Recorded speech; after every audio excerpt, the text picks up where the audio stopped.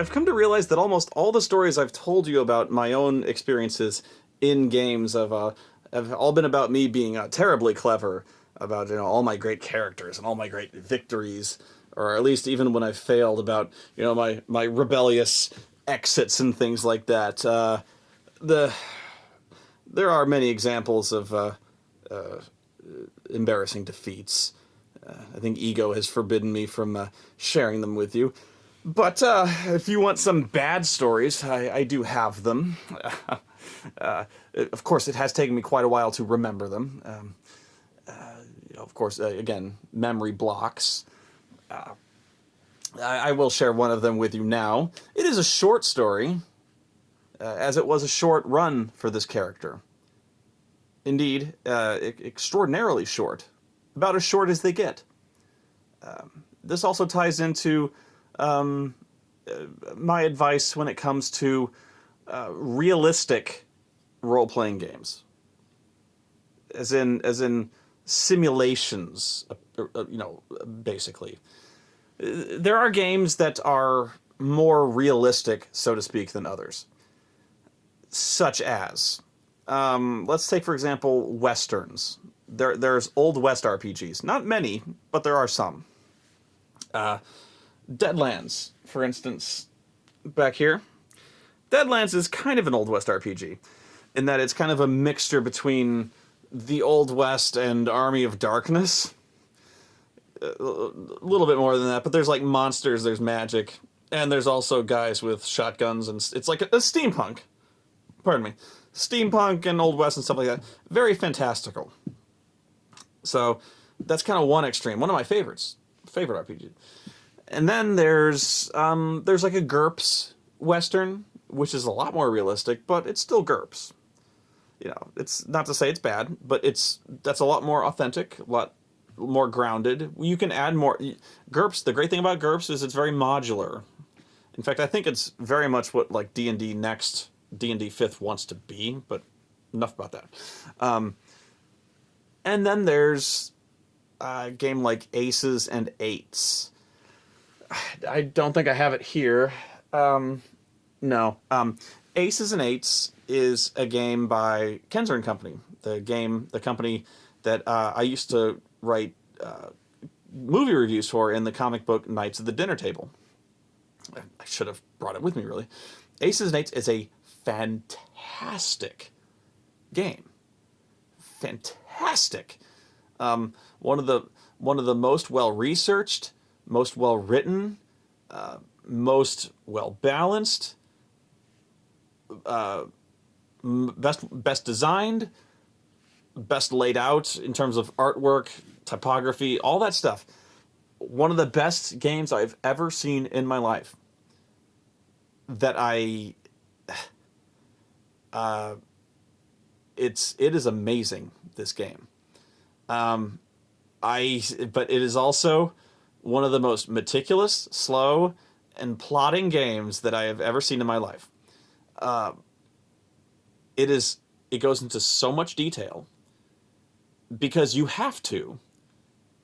In any kind of realistic role-playing game about Westerns, if you want it to be authentic and you want it to be fair, if you want it to be fair and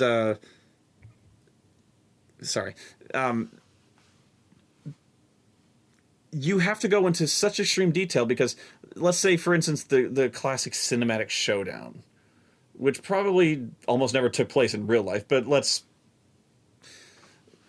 try to give it a little bit of flair here. Combat in Aces and Eights is broken down to the 10th of a second. It's not like you roll a d10 and that's your initiative. You still roll a d10, but it is broken down into, you take every 10th of a second. So every action, it takes a certain amount of time that is like, say, like drawing a gun takes, I think, like 7/10 of a second. So you start at like 4, and then we start counting up. 4, 5, 6, 7, 8. And so every time we reach a certain number, and you have basically like a flow chart. When somebody's action goes off, cocking a gun takes 2, you know. So because it's important, because it depends on who's drawing their gun, who does it first, who raises their gun, who and what you're doing. Are you shooting from the hip? Are you raising your gun? Are you aiming down the sights? You know, what kind of gun is it? Is it like a cap and ball gun? Is it a revolver? That kind of thing. You know, your various physical defects. Are you nearsighted? Are you not? You know, all these things come into play. It is so meticulously designed. Realistic games, with realism, there is a price. There are many prices to pay. In this case, the price is speed. And also detail. Detail comes into the prices. Having all this knowledge ready at hand, if not memorized, easily accessible, and easily referenced.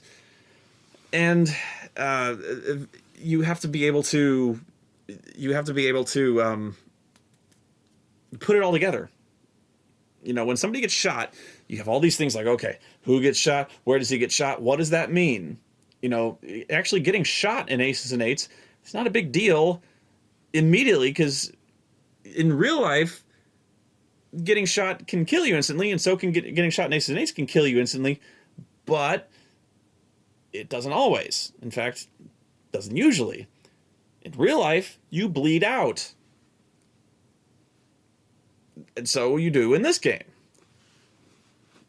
In fact, you can get shot a lot, and you don't necessarily die. You can bleed out, though, and you do. Or oftentimes you'll survive gunfights, but the medical conditions are so bad that even after getting into one gunfight, your character's done, because your wounds often go septic. You know? So even getting shot once can mean the end of your character, because you have to get your arm cut off. It's just that bad. You know? So that's just the end. That's, with realism comes that price. So it turns out that with a realistic game comes realism. And you don't expect that necessarily until it's very obviously, it slaps you in the face. You're like, oh, right, there was no sanitation in the Old West, you know? And so I was DMing this game, and it just so happened that we lost 2 characters in a gunfight, and they won the gunfight, but they got shot. And their careers were over because, one of them got shot in the leg, and he had to lose the leg. Some winner. So it turns out in that game, you don't want to get into gunfights. Gunfights are like the last option, much like in real life. I guess we learned a lesson. But, so there's a little parable for you there. But my point is, here's where I go to my story. The first time I learned this was, I was playing a game called Skull and Bones, which is a D20 version of a pirate RPG. Not a very good one. But we were trying to find a pirate RPG that we should have played 7th Sea, but we were trying to find a pirate RPG. So we picked this one up. And we were like, well, let's play a realistic. There's a lot of rules for it. They had like the normal one where it was like D&D. It's like a D20 version of like piratey things. And they were like, well, there's a realistic version. And we're like, let's do that. Let's try it. Realistic. We're going to be real pirates. Mistake. Don't play realistic games. We play games to not be real. You know? Anyway, so we roll up our characters and we start doing our thing. And we decided we're buccaneers. You know, we're sailing around. Okay, first problem is, a big part of being a pirate is sailing around. No shit, right? But right away, the RPG doesn't really incorporate rules for sailing around. Why? Because sailing around is boring. You know, naval combat is really boring. In fact, it's very impersonal. Naval combat. That's why pirate RPGs never really work. Because the naval part of it is very separate than the personal side of it. Like, you can have pirates on the ship, and then you have the ship, right?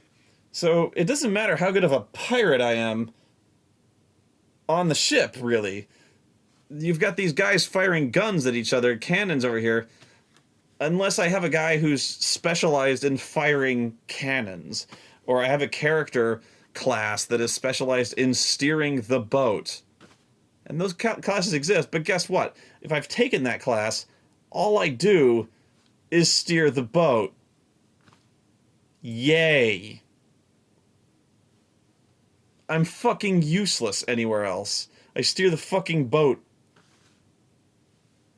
So right away, there's a problem with RPG. The only answer, the only solution I've ever come up with is you basically combine a board game simulation with the RPG. I think I have one called Flying Colors, which is essentially a ship combat simulation from the Age of Piracy, which is so dry, but realistic as one can get a board game simulation of it. So if you really wanted to do it, I guess you could. It would take all fucking day, but you could. There you go. But again, it goes to this really impersonal thing. It's basically a one-on-one game. The other players, it's... But, so we decided to do this thing where we just kind of abstract it. You know, we're just like, okay, the ships go, you know, you go broadsides and you swing over and you go to a fight. Spoony, it's your turn. So, I swing on the ship, and I swing my mighty cutlass around, ha-ha! Then it's the enemy's turn, he pulls his gun, shoots me in the head, and I die.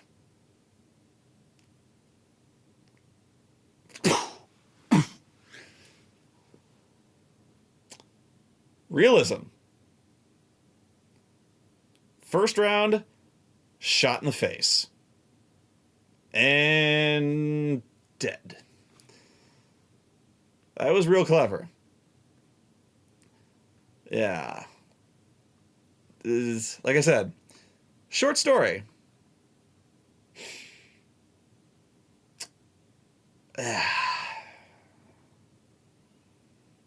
Not much to that one, really. Yeah.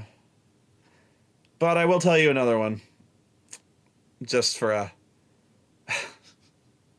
I should split this into 2 videos just to get more views. No. This is another one of... This is a story that I almost hesitated to, because it makes no one look good. But since it makes me look bad, I'll stuff this into one video since I already look bad. But let me finish this real fast. Realistic RPGs. Yeah, that was realistic, all right. I got realistically my head fucking blown off. God damn it. That's so unsatisfying. Yeah. Guns. Hooray. Blam, splat. Spoony's dead. Shit. That sucked. That sucks so bad. You don't even make it out of the first, not even just out of the first combat. Round 1, combat 1, dead. I thought I was this big fucking swashbuckler hero. I got my head tacoed. God damn it. That was humiliating. I didn't want to play that game fucking more. Actually, we didn't for much longer because one of our players was really, really offensive. But whatever. No one.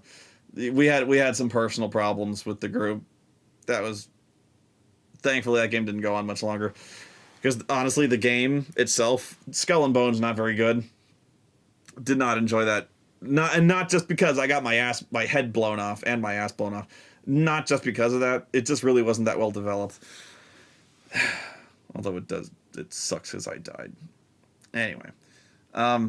Legend of the Five Rings. This is a game about me dying. A story about me dying. Legend of the Five Rings is a game about samurai. Uh, sort of. It's a fantasy game about samurai in a fantasy world.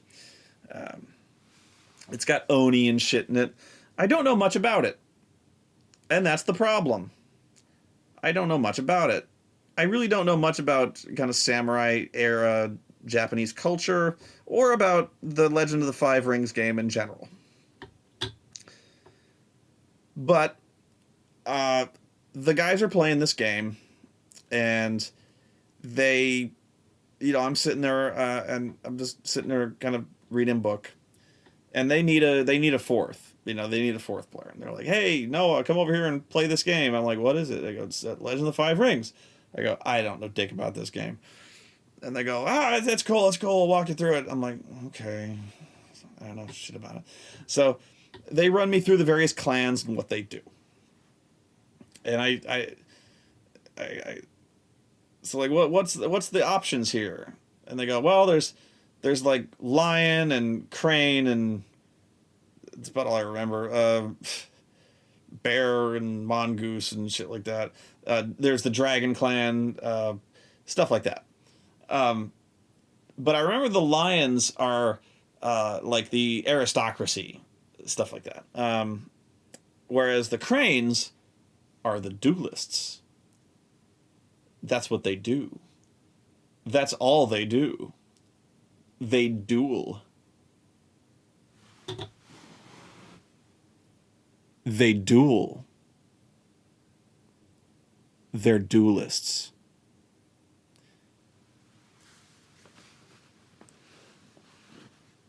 The lions do not. But the cranes do.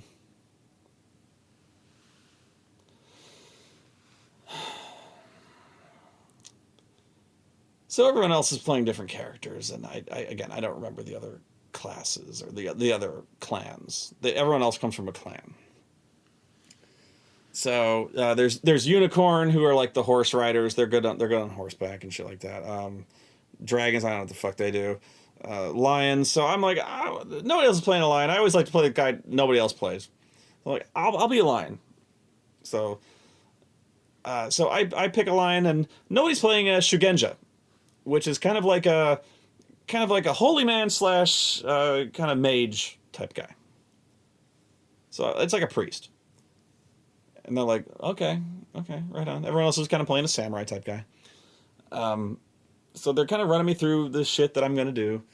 So I make up a character, and they go, okay, so you got some options here. And so I'm like, well, what kind of weapons do I use? And they're like, well, you just carry a wakizashi, which is like the kind of short sword. Samurai carry the katana, and they carry a short sword like a wakizashi thing. And so I'm like, again, I know dick about the samurai culture type thing, because I'm like 17, 18. Not much of an excuse, but I don't know. I still don't really know much about it. So I'm like, well, since I'm adventuring, I'm going out in the world. Obviously, I'm being tasked by the daimyo to go do shit out in the world. I'm leaving the temple. I'm leaving the clan to go doing shit with this really rather eclectic group from other clans, which I would think is rather unheard of. I would be trained in how to use a sword. So I trained in using a katana. And he's like, okay, a little unusual, but okay, you know how to use a katana. So I took a katana. Mistake. So first thing, and this has been a group that's been going for a while.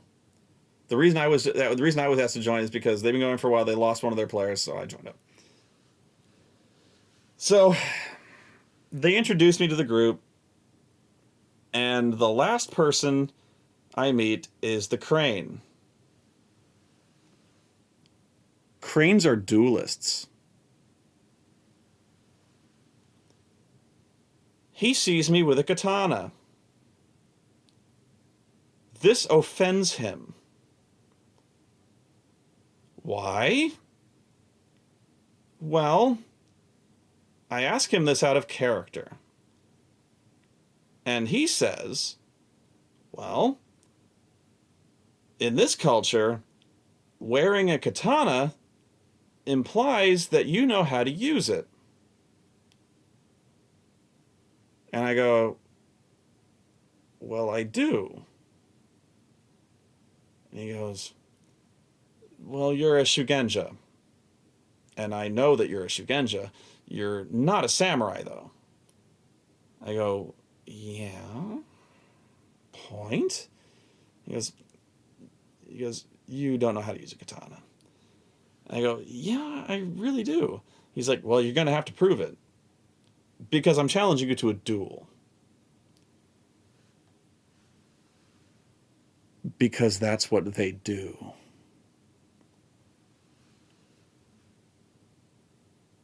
And so right away, I'm looking at the other guys going, what? And they're just kind of laughing at me, like, I'm like, no, what the fuck is going on? Like, you know, like, what just happened? And the DM's like, he just challenged you to a duel. I'm like, no shit, he challenged me to a duel. Like, am I, what? Like, am I gonna have to fight this motherfucker? Like, can I say no? What? I don't even, apparently I couldn't say, I don't know what the fuck. I got railroaded into saying no. There was some reason I couldn't say no. But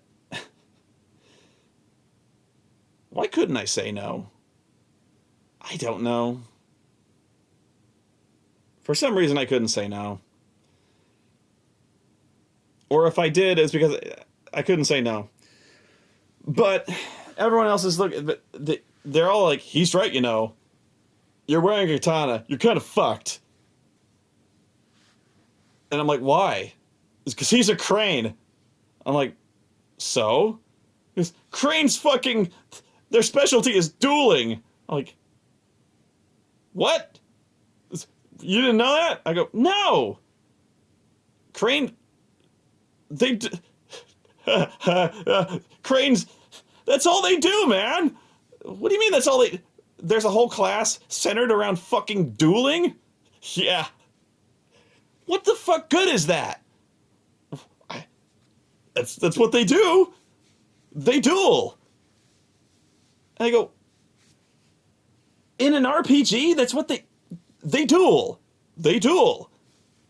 They duel. I go, like, well, you gotta understand, Spoony. Or, Noah, I was Noah. I had not yet become the Spoony. They gotta understand, Noah. This is a game as much about political intrigue and being a courtier as it is about going out and adventuring. So, you've got to have people who duel. Cranes duel. And he's dueling me. Yeah. Why? I don't know. I'll tell you why. Because he has to get his rocks off. That's why. Because if you look in the Legend of the Five Rings book, cranes who duel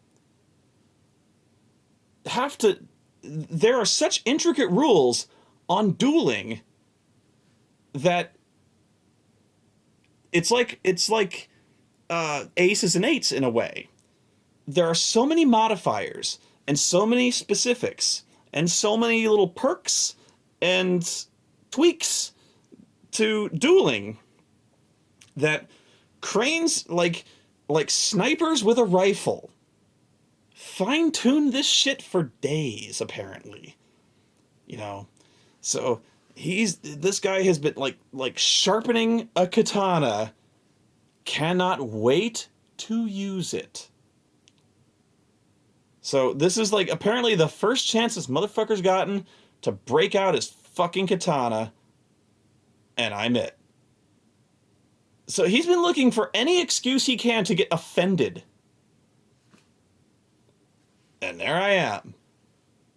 Like, and I'm looking, again, out of character, I'm like, do you really have to do this? Like, I'm on your side. Like, I'm kind of pissed. I'm really pissed. I'm like, what are you doing?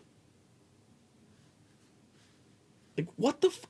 This is really uncool. Like, really, on his part, I'm like, this is really uncool. Like, I just made this character, and you're gonna fucking. And he's like, I hate this. He's like, I'm just acting in character.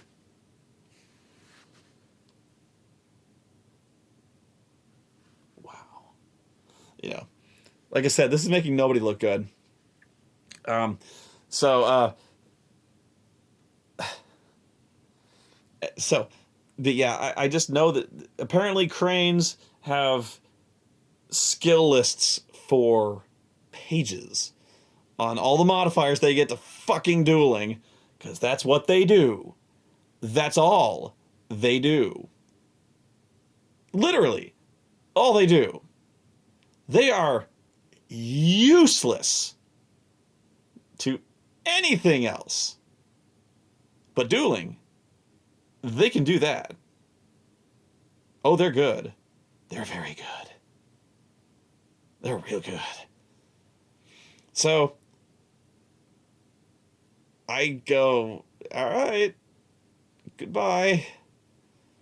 I don't even know anything about the game, but I'm done. And I'm so pissed off at this point. I'm just like he even has to roll, but he is so eager. He's so happy.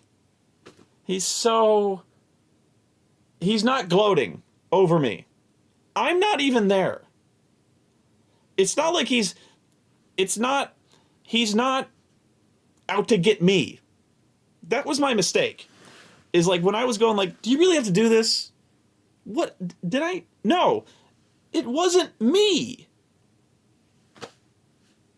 He just wanted to fucking roll his dice.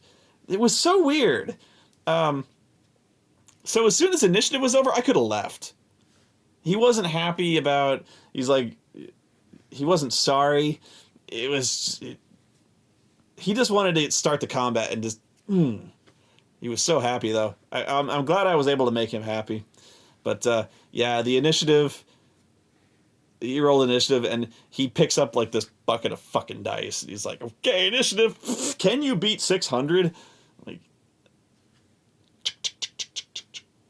4. And he rolls his Iejutsu strike, and cranes who duel, they do this thing where a samurai duel takes place. If you don't know, and I didn't know, they do this thing where they stand there with their hands, you know, they got their katana sheathed, and they stare at each other, and they go, you know, they snicked bub, and they go, and they put their sword back. So whoever can do snicked faster wins. But if if one of them doesn't drop immediately, then they have a sword fight. But one person almost always goes snicked, the other guy drops. But cranes who duel are usually so fast, somebody drops. They go snicked because they're so fast. Unless they're fighting another crane. He was not fighting another crane. But more than that, they don't just go snicked. They do, I can't even remember what the moves are called, but they chain moves on top of the first move. So they do this thing, I can't even know, I don't even know how many moves he chains on top of it. But he starts rolling his attacks. I am so dead just looking at the sword. Like, he's like, first I undo my intimidation glare. My head basically explodes from that, I think. I was like, ah! Pfft. And then he starts cutting me into pieces. But his first move kills me outright. I guarantee you it just kills. So he goes, snicked, and then there's follow-up strikes. So, like, there's 1, and then they reverse grip, 2, then they, like, reverse again, 3, and I think there's an upward, 4, 5. And they sheath again. So it's like 1, 2, 3, 4, 5. It's like this figure 8. I am chopped into fucking fish bait. And he fucking slaughtered every single one of those hits. Like, it was beautiful. It really was beautiful. And he's just like, oh, you know, just, and I'm just like, I wasn't, it wasn't even like table flip angry. I was just like, you know, I just get up and I'm like, you wasted 2 hours of my time for this bullshit. Everyone's time, really. I did not get this. Wow. Oh, I know. I remember what I was leaving out. I offended him twice. It wasn't just the sword. The first time we met, it was the second thing that offended. He had noticed the sword second. That's when he challenged me. The first time was he was really pissed off that we had been invited into somebody's house. This is backtracking a little bit. We'd been invited to somebody's house, and I cannot remember why, but the party was in there. We went in there and we said hello, and the lady of the house, the wife, offered us tea. And I was like, thank you very much. I took the tea, drank it. Oh no. Oh shit. Everyone. Whoa. Like daddy had just hit mom at the dinner table. I'm like, what? What? And the crane was like, what? Apparently, in that culture, when you are offered something like a gift or tea, one is supposed to refuse it. But not just refuse it thrice! Again, Spoony don't know shit about this culture, and something that really should have, you should have maybe given Spoony some backsies, maybe some common sense role, but oh no, fucking culture brain dead Spoony Shigenja was just like, duh, thanks. And everyone's looking at Spoony like he's the supreme asshole, which apparently I am. Thanks a lot for assuming that I know fucking Japanese samurai culture inside and fucking out, like every single one of these other assholes at the table. Like, am I supposed to have a fucking degree in this shit? Like, I don't. Maybe this is really common knowledge. Everyone, I just know I'm gonna get so many emails like, what, you didn't know that? Fucking asshole. I don't! But no, I am supposed to refuse anything that's offered to me fucking 3 times. Conversations in Japan must have taken for fucking ever to get done. How do you even get through that shit? Tea? No thanks. You sure? Yeah, no thanks. Really? No, it's okay. Oh, come on. Alright. My God! Take the fucking tea! But oh no, grave offense out there. No, the crane was stewing that whole fucking time. Then he saw the fucking sword. Then it was on. It was on like fucking Donkey Kong.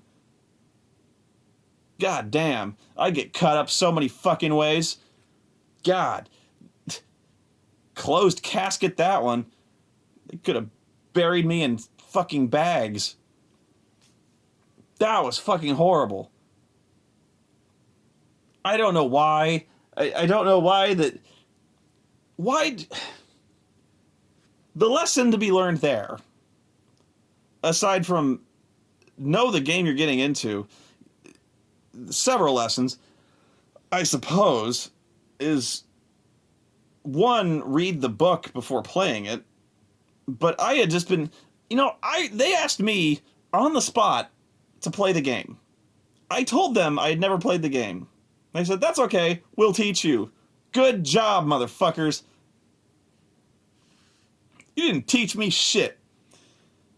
Second, at least I guess you have to know the culture before you play a game set in that culture, which, mea culpa.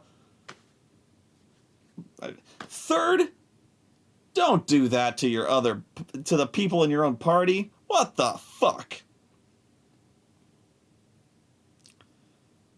That was fucked up. I'm definitely impressed. You don't fuck with a crane, man. Although, man, watching two cranes duel must be one of the most... You'd think it'd be spectacular. Like, if it was a movie? Yeah, it'd be really fucking spectacular. It'd be like watching Hero or, like, some Crouching Tiger shit. But in person? Like, watching the RPG play out? It has got to be one of the most boring fucking things ever. You'd just be watching two guys roll a handful of dice and then just look at their sheet and be going, okay. Dance of the Crystal Swan +2. Yajutsu Strike upward 3 + 5, 2, 5, 6, 3, 5, 7, 4, and Comet of the Falling Dragon 17. And repeat that for about 90 minutes. Watching two cranes, it just must be horrible. Oh, wow. Especially if one guy doesn't drop after the first strike. Oh, God. Ugh. The over-specialization out of Legend of the Five Rings must just be crippling. Can you imagine not playing... you must be... If you're a crane, you must be terrified of ever leaving the house.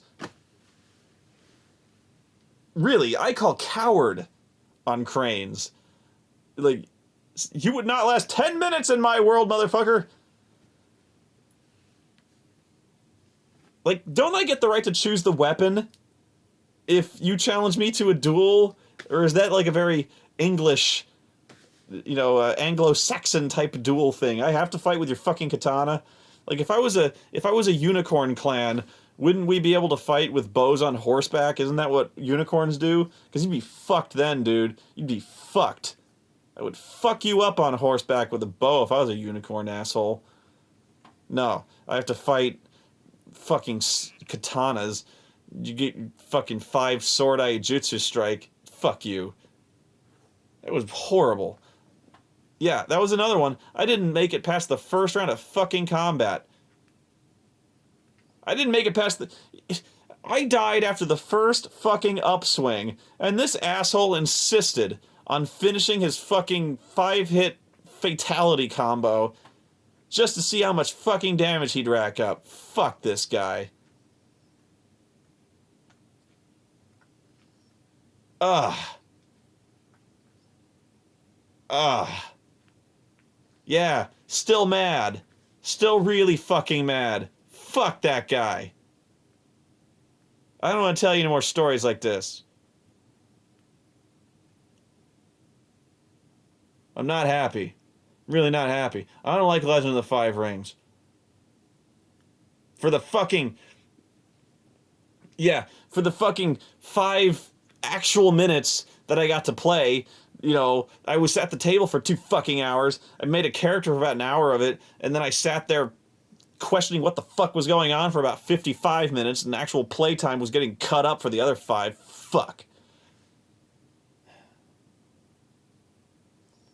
I have to refuse tea 3 times? I just want a fucking drink. You want some Mountain Dew, Spoony? No, that's okay. You sure? I'm fine with it. You sure? Not really. Oh, come on. Okay. Thanks. Like, if I say no, no means no, motherfucker. 3 times, there's politeness, and then there's, I said no. God. Is that real? Did they make that up? Ah. 3 times. Must have been hell. What must Christmas have been like? Obviously I know, but you know what I mean, like birthdays or something like that. Fuck. I'm sitting there with my Lion Shugenja taking fucking bonsai pruning as a class. This motherfucker is like busy crafting out his Iaijutsu Strike number 4 free flow combo. You know, his fucking Talons of the Falling Skydrop one-winged dragon razor fucking honed edge shit. Like I'm gonna survive the 4th fucking strike. Fuck. And I'm worried about my fucking feng shui rating after I trim my fucking bonsai tree. Like I'm never gonna see that shit again. Which I'm not. Cut into so many pieces, I'm gonna be using as fucking fish bait.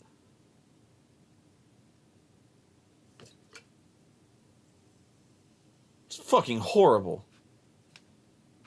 Hate this game. I hope you last longer.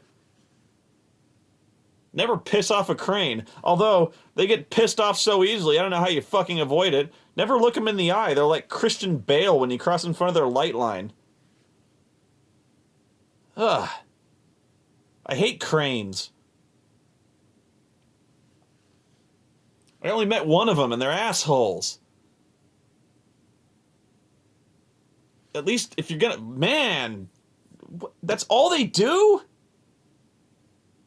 What a hollow life you lead. Have some fun. Go outside. God. I gotta go. You make me sad. You really do. Man.